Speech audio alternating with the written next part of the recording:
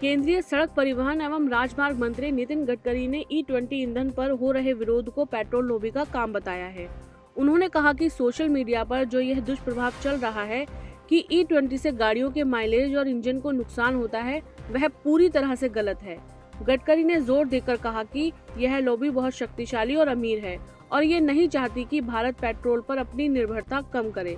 दरअसल हाल के सप्ताहों में सोशल मीडिया पर इस चिंता पर बहस छिड़ी हुई है कि E20 ईंधन वाहनों के माइलेज और इंजन की दक्षता पर प्रतिकूल असर डाल सकता है। इस मसले पर गडकरी ने कहा, हर जगह लॉबी होती है, हित होते हैं। आप भी उन लॉबी में से एक हैं।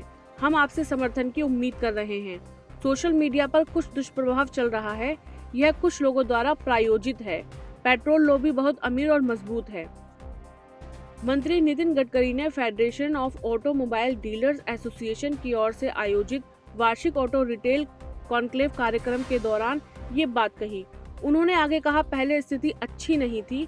आज हमने भारत में सेमीकंडक्टर चिप का उत्पादन शुरू कर दिया है। इसी तरह हमारी स्टार्टअप अब battery chemistry, sodium ion battery, lithium ion battery, zinc ion battery, aluminium ion battery आदि पर काम कर रही है। यह स्टार्टअप अच्छा अनुसंधान कर रही है।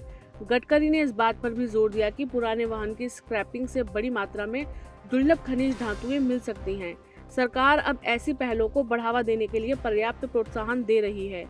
केंद्रीय मंत्री ने वैकल्पिक ईंधन और इलेक्ट्रिक मोबिलिटी पर भी सरकार के जोर दिए जाने के बीच पेट्रोल और डीजल वाहनों के भविष्य के संबंध में कहा, लोग मुझसे पूछते रहते हैं कि आप सभी वैकल्पिक ईंधनों और जैव ईंधनों का समर्थन करते रहते हैं।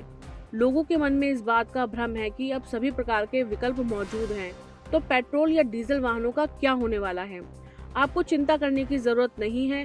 पेट्रोल और डीजल वाहनों की मांग अब भी बढ़ने वाली है, क्योंकि वाहन विनिर्माण में लगभग 15 से 20% की वृद्धि हो रही है। अंतर्राष्ट्रीय बाजार भी बहुत बड़ा है।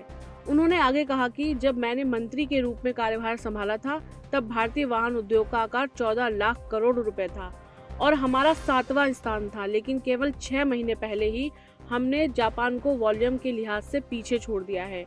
अब दुनिया में हमारा स्थान 3रा है। नितिन गडकरी ने वाहन उद्योग को भरोसा दिलाया है कि पेट्रोल और डीजल वाहनों की मांग अभी भी बढ़ती रहेगी, भले ही सरकार वैकल्पिक ईंधन पर जोर दे रही है।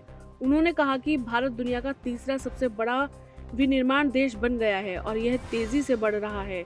गडकरी ने ये भी बताया कि सरकार सेमीकंडक्टर चिप्स और बैटरी बनाने में आत्मनिर्भरता के लिए काम कर रही है और पुराने वाहनों को स्क्रैप करने से जरूरी खनिज धातुएं मिलेंगी जो भविष्य में काम आएंगी।